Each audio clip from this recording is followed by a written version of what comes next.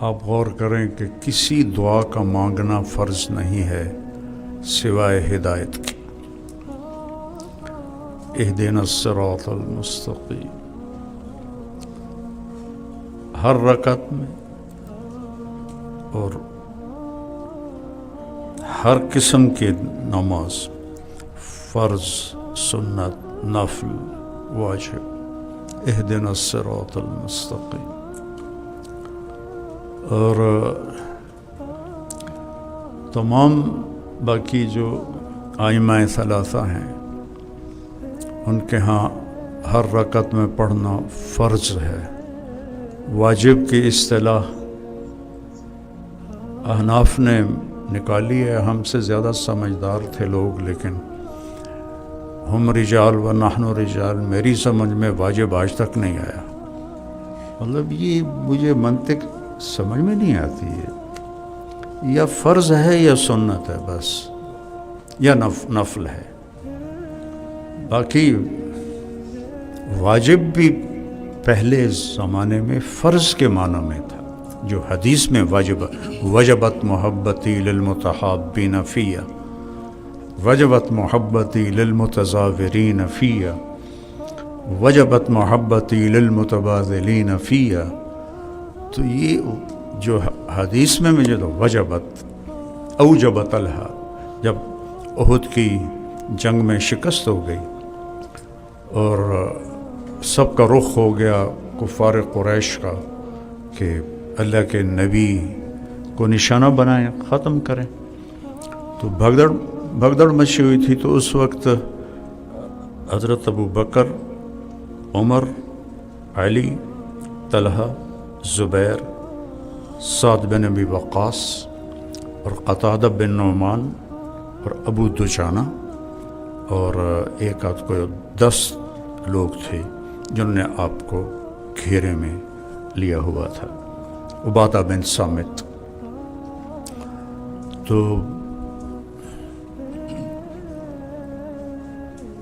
جتنے حملے ہو رہے تھے یہ 10 لوگ ان کے سامنے سینہ سپر تھے، اور تیر آ رہے تھے تو حضرت طلحہ رضی اللہ عنہ اپنے ہاتھ پر ان کو روکتے رہے، یہاں تک کہ یہ ہاتھ آپ کا ساری زندگی کے لیے شل ہو گیا، مشلول ہو گیا۔ ایسی ایک بات یاد آ گئی، جب حضرت علی رضی اللہ تعالیٰ عنہ کی بیعت ہونے لگی تو سب سے پہلے حضرت طلحہ نے بیعت کی، تو مشلول ہاتھ، تو ایک بدو کھڑا تھا، کہنے لگا یہ خلافت نہیں چلے گی، ان ھذا الامر لا یتم، اس نے وہ مشلول ہاتھ سے فال لی، ان ھذا الامر لا یتم۔ وہ ایسا ہی ہوا، ساری زندگی حضرت علی رضی اللہ تعالیٰ عنہ کی لڑتے ہی گزر گئی، دکھوں میں گزر گئی، داڑھی پکڑ کے کہتے تو کب رنگین ہوگی۔ جب وہ ایک دفعہ بیمار ہوئے تو کہا یا رسول اللہ لگتا ہے میرا وقت آ گیا، کہا نہیں، اس سے یہ رنگین ہوگی تو تیری موت ہوگی، اس لیے پھر وہ کہتے تھے تو کب رنگین ہوگی۔ تو وہ شل ہو گیا ان کا ہاتھ سارا۔ اور پھر قتادہ بن نعمان رضی اللہ تعالیٰ عنہ نے زرہ پہنی تھی، وہ آگے ہو گئے، تو وہ تیر ان کو لگ رہے تھے، زرہ پر تو اثر انداز نہیں ہو رہے تھے، لیکن ایک تیر آنکھ میں جا لگا، تو آنکھیں تو بند نہیں ہوتی، اتنا سوراخ ہوتا ہے، اندر چلا گیا، ایک دم خون سے چہرہ رنگین ہو گیا، اور وہ ایسے اللہ کے نبی کی طرف چہرہ کیا اور رونے لگے، یا رسول اللہ میری آنکھ چلی گئی۔ تو آپ نے فرمایا کیا چاہتے ہو، آنکھ چاہیے یا جنت چاہیے؟ کہا جی دونوں ہی چاہیے۔ اور کہا میری نئی نئی شادی ہوئی ہے تو میری بیوی کو میں بہت برا لگوں گا اگر میری آنکھ نہیں ہوگی۔ تو یہ پتہ نہیں کہاں سے یاد آ گئی چیزیں آپ کی برکت سے۔ تو آپ بہت مسکرائے، آپ نے تیر نکالا اور اس کے جو تھا وہ لوہے کا پھالا، اس پر وہ سارا قیمہ بنا تھا، آپ نے اس کو اتار کے رکھا اپنی ہتھیلی پر، اور پھر اس کو یوں اٹھایا اور ان کی آنکھ میں رکھ کر اس پر اپنا ہاتھ رکھا، کہ اللہم اجعلھا احسن عینیہ، اور یوں ہاتھ کیا تو اس سے زیادہ چمکدار اور خوبصورت تھی۔ تو سعد بن ابی وقاص رضی اللہ عنہ کے بھائی عتبہ نے انہیں تھوڑا سا پیچھے سے پتھر پھینکا، تو صحابہ کی نظریں تھیں تلواروں پر، نیزوں پر، تو پتھر کی طرف کسی کا دھیان نہیں تھا، تو وہ ان کے سنبھلنے سے پہلے ہی ان کو جا کے سیدھا یہاں لگا اللہ کے نبی کی، تو آپ بے ہوش ہوئے اور پیچھے گر گئے، یہاں چوٹ لگی، تو اس سے یوں لگا جیسے آپ کی وفات ہوگی۔ تو یہ حضرات رونے لگے۔ تھوڑی دیر کے بعد آپ کو ہوش آ گیا، تو سب نے کہا یا رسول اللہ ادعو علیہم، اب تو ان کے لیے بد دعا فرمائے۔ تو آپ نے کہا اللہم اغفر لقومی فإنہم لا یعلمون۔ سبحان اللہ، کیا میرے نبی کا ظرف ہے۔ کہتے ہیں ہم علماء انبیاء کے وارث ہیں، اس وراثت میں سب سے پہلے تو یہ ایسے اخلاق ہیں جو اصل وراثت۔ اور قرآن کیسے دعویٰ کرتا ہے، ھذا ھدی، ھذا ھدی، جیسے میں کہا کرتا ہوں کہ اللہ نے مجھے قرآن کے لہجے سمجھائے ہیں، پتہ نہیں کہاں سے یہ اللہ کی طرف، یہ ہے ھذا ھدی۔ یہ ایک کہنے والا چیلنج کر رہا، ھذا ھدی، یہی ہے اور کوئی نہیں۔ خدا ہادی نہیں کہا، خدا مبالغے کے ساتھ، کہ یہ خود مجسم ہدایت ہے۔ تو انسانیت کے سمندر میں انسان، ہر مرد عورت ایک کشتی ہے، کشتی، قاف کے نیچے زیر ہے، زبر نہیں ہے، اردو بھی سیکھو نا، کشتی نہیں ہے، کشتی ہے۔ تو وہ ہر، یہ طارق جمیل، شیخ رمزی، مولانا عبید اللہ صاحب، یہ آپ سارے اور باہر، ہم سب کشتیاں ہیں اس دنیا کے سمندر میں، اور ان کی منزل ہے اللہ۔ یا ابن آدم اطلبنی، وعدہ کیا ہے، تجدنی، ان وجدتنی وجدت کل شیء، وَإِن فُتَّنِي فَاتَكَ كُلُّ شَيْءٍ وَأَنَا خَيْرٌ لَكَ مِن كُلِّ شَيْءٍ۔ تو ان سب کشتیوں کا جو ساحل ہے وہ اللہ ہے، اس تک پہنچانے کے لیے جو چٹان ہے ہدا، وہ قرآن ہے۔ یہ وہ چٹان ہے جو اللہ تک پہنچانے کا راستہ متعین کرتی ہے۔ سمندر کی چٹان سے جو ٹکرائے گا وہ ٹائٹینک بھی ہوگا تو 2 ٹکڑے ہو جائے گا۔ اس چٹان سے جو کشتی منہ موڑ جائے گی تو وہ مچھلیوں کی غذا بن جائیں گے۔ ٹکرانے والی کشتیاں بھی ٹوٹ جائیں گی اور نیچے، اور منہ موڑنے والی بھی نیچے۔ قرآن وہ ہدا ہے، وہ اونچی چٹان ہے جس سے جو ٹکرائے گا وہ پاش پاش ہو کر حسب و جہنم بن جائے گا، جو منہ موڑے گا وہ بھی گم ہو جائے گا اور اللہ کو کبھی نہ پا سکے گا، اور ہمیشہ کی تباہی اس کا مقدر ہو جائے گی۔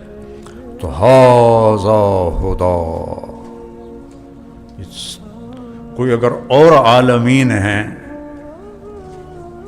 اور وہاں بھی کوئی مکلف مخلوق ہے تو بس یہ ایک ہی چٹان ہے، ھذا ھدی۔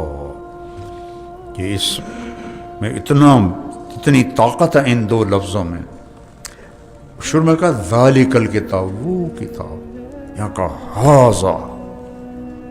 ایسے جیسے میں کہوں وہ مولوی صاحب، آپ کو پتہ میں نے کس کی طرف اشارہ کیا؟ میں نے آپ نہیں پتا، میں ہی کی تھی۔ میں کہتا ہوں یہ بوتل، تو اب سب کو پتہ چل گیا کہ یہ قرآن نے یہاں کہا ھذا ھدی، یہ ہے ہادی، بلکہ ہدایت ہے بذات خود.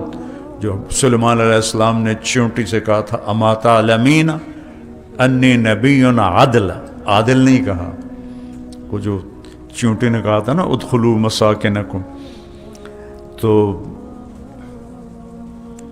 فتبسم ضاحکا من قولها، تو اس کو پکڑوا کے رکھا اپنی ہتھیلی پر. اما تعلمین انی نبی عدل، عدل، عادل نہیں کہا، عدل ھذا ھدی.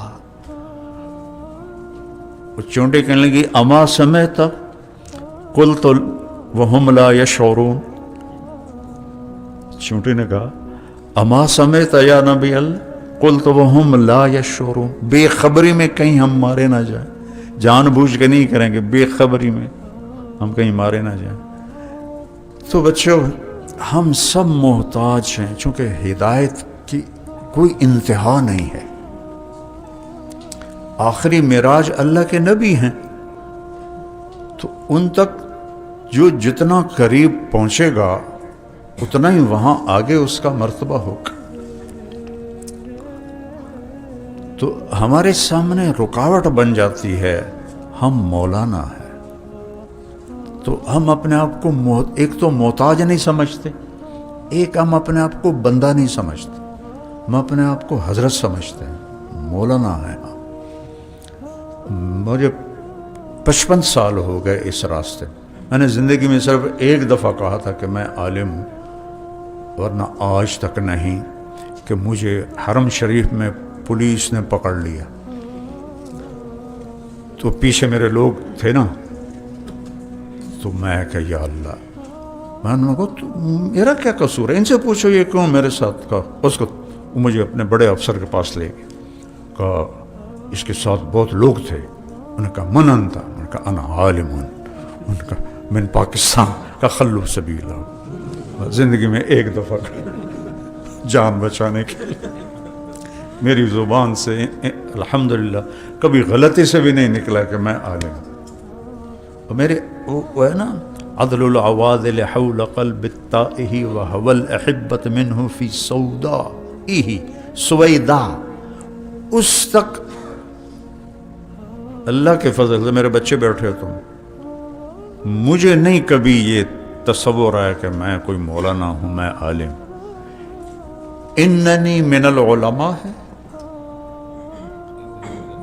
ومن احسن. یہاں بھی کیا لہجہ ہے قرآن کا، یہاں بھی چیلنج ہے. بولو پہلوان کی کشتیاں ہم نے دیکھی ہیں، گامے کی تو دیکھی نہیں.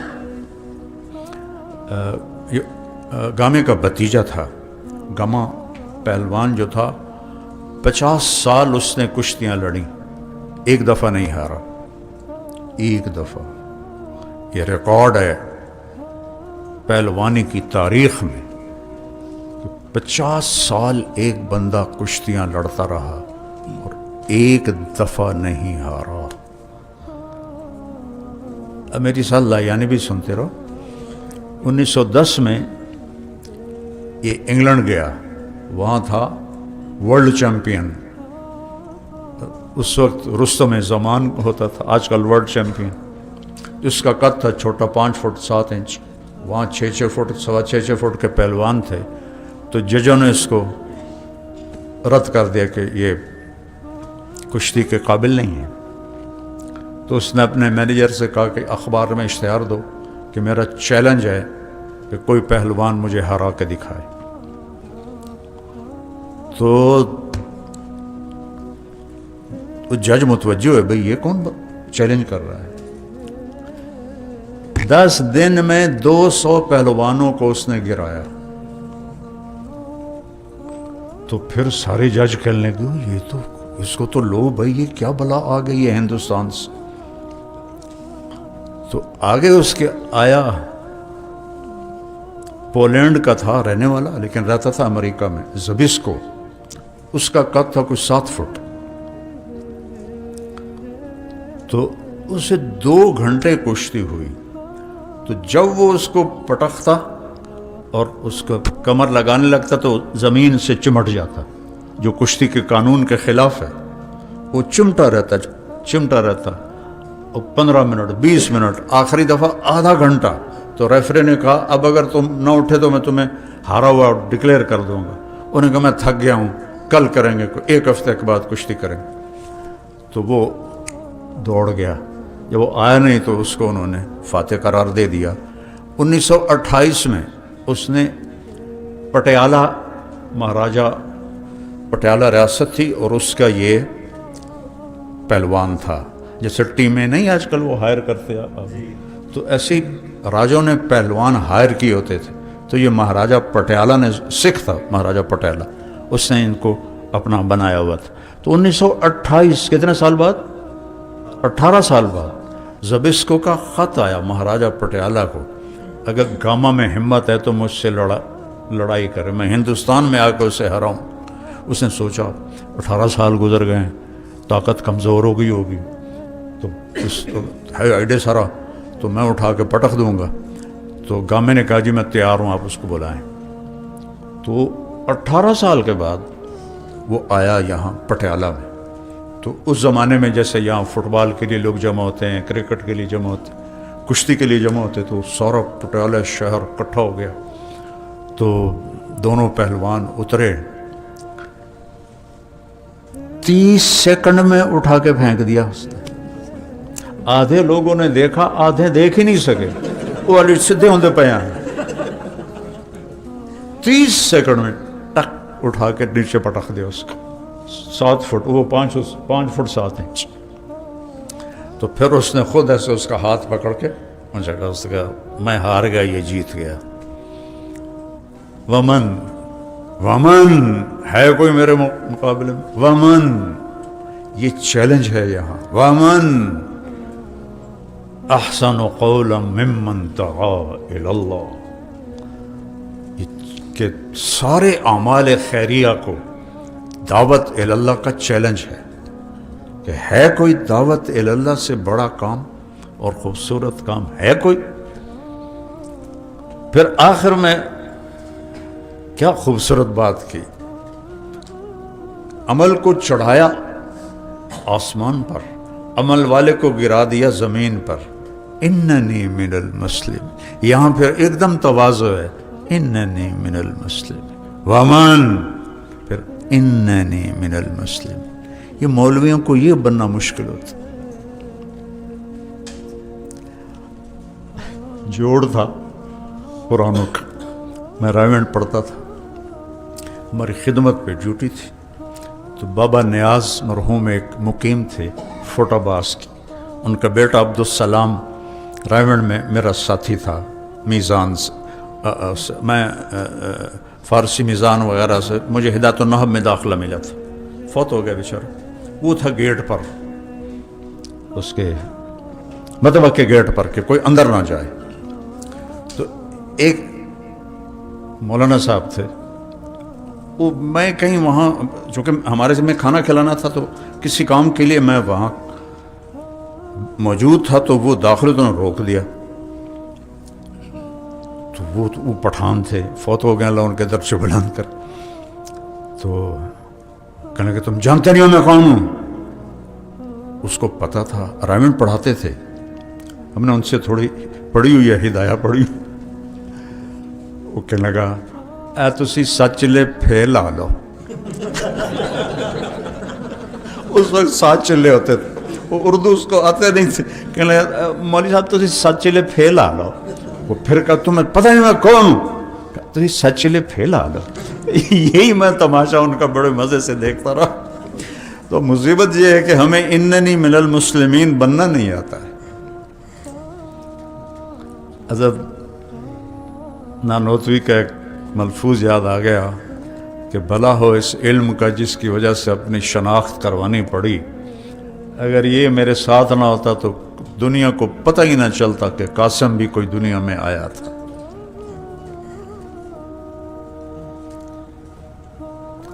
تو میرے عزیزو، اللہ ہماری منزل ہے، اور پہنچانے والا قرآن ہے، اور قرآن سے ہی ہمارا دل نہیں لگا ہوا۔ یہ ایک بڑا صدمہ ہے مجھے کہ جو اضافی چیزیں ہیں، علم تو قرآن ہے اور پھر حدیث پاک ہے۔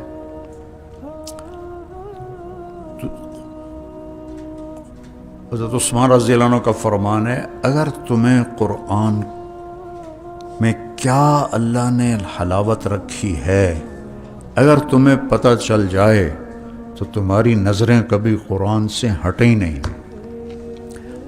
عبد الرحمن تیمی فرماتے ہیں کہ میں حرم شریف میں بیٹھا تھا اور حضرت عثمان تشریف لائے، رات کا وقت تھا، جوتا ہاتھ میں تھا، تازہ وضو کیا تھا، اور جوتا رکھ کے میرے قریب نیت باندھ لی اور الف لام میم ذالک الکتاب سے تلاوت شروع کی۔ تو مجھے تجسس ہو گیا کہ یہ الف لام سے شروع کر رہے ہیں، کہاں رکوع کریں گے؟ تو کہا میں بیٹھ گیا، بیٹھا ہی تھا کہ میں نے سننے لگ گیا، چلتے گئے چلتے گئے چلتے گئے چلتے گئے، والناس پہ جا کے رکوع کیا، وتر کی ایک رکعت تھی، والناس پہ جا کے رکوع کیا۔ جب بلوائیوں نے گھیر لیا تو قرآن کھول کے بیٹھ گیا کہ میرے لیے یہی کافی ہے۔ وہ پڑھا ہوا ہے قرآن ترکی میں پڑھا ہوا ہے، اور جب وہ اس نے نیزہ مارا تو فَسَيَكْفِيكَهُمُ اللَّهُ پہ جا کے چھینٹے خون کے پڑے، فَسَيَكْفِيكَهُمُ اللَّهُ وَهُوَ السَّمِيعُ الْعَلِيمُ۔ تو مجھے اللہ چاہیے، بھوک جب لگتی ہے تو کچھ ہلچل ہوتی ہے، جی ہوتی ہے، تو اللہ کی بھوک کبھی لگی ہے، ایسی ہلچل پیدا ہوئی ہے کہ ہائے اللہ عمر گزر گئی، میرا دل ناآشنا ہے، جو میں سر بسجدہ کبھی ہوا تو زمین سے آنے لگی صدا، تیرا دل تو ہے صنم آشنا، تجھے کیا ملے گا نماز میں۔ اقبال رحمۃ اللہ علیہ۔ تو آپ لوگ جوان ہو، ابھی آپ کی عمر ہے، اب 70 سے 72 ہو گئے، 72 سے 73 ہو گئے، اب تو کنارہ نظر آ رہا ہے۔ اور میرا سب سے زیادہ رونا ان دنوں میں اس بات پر ہے کہ یا اللہ 70 سال گزار دیے، ابھی تک تیرے تعلق کو احساسات میں نہیں میں اب دیکھتا۔ عقلی طور پر میں مانتا ہوں لا الہ الا اللہ، تجھے سجدہ بھی کرتا ہوں، تیری مان کے چلنے کی کوشش بھی کرتا ہوں، لیکن تو میرے دل میں بس جائے، مجھے اس سے مجھے موت نہ دینا۔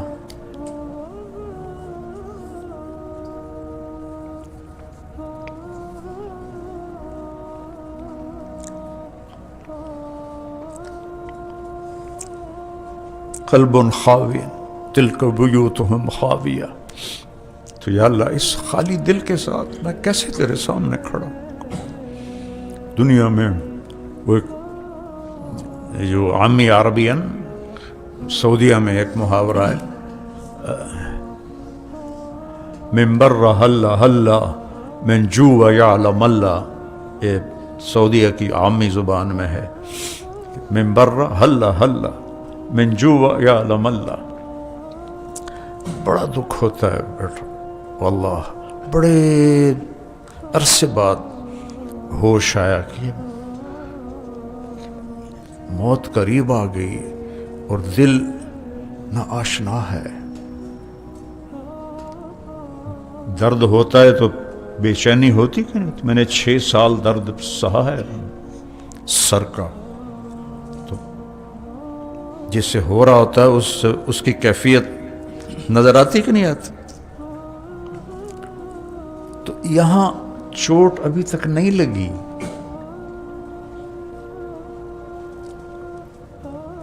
اور یہ اللہ پہل کر چکا ہے، یا ابن آدم انی لک محب، سبحان اللہ۔ یہ دنیا کے بادشاہ بھی کبھی کسی سے پہل کرتے ہیں، لوگوں کو ان کی خوش آمد کرنی پڑتی ہے، تب جا کر وہ متوجہ ہوتے ہیں، اور ان کی توجہ بھی ایک سیاسی ہوتی ہے، اور وہ جس کو کسی کی ضرورت ہی نہیں ہے. سبح للہ ما فی السماوات والارض، کلام دیکھو، وہو العزیز الحکیم، لہ ملک السماوات والارض، اللہ اکبر، یحیی ویمیت وہو علی کل شیء قدیر، هو الاول والآخر والظاہر والباطن. یہاں ایسے اللہ تعالیٰ نے زور زور سے دھماکے کیے. هو الاول والآخر والظاہر والباطن وهو بكل شيء عليم، هو الذي خلق السماوات والأرض في 6 أيام يعلم ما ٹھیک يلج في الأرض وما يخرج منها وما ينزل من السماء وما يعرج فيها وهو معكم أينما كنتم والله بما تعملون بصير، له ملك السماوات والأرض وإلى الله ترجع الأمور، يولج الليل في النهار ويولج النهار في الليل وهو عليم بذات الصدور. اتنی اپنی عزت عظمت کو بتا کے کہتا ہے آمنوا باللہ ورسولہ، تو آؤ نا پھر مجھ پہ ایمان لاؤ، یعنی مجھ سے محبت کرو. یا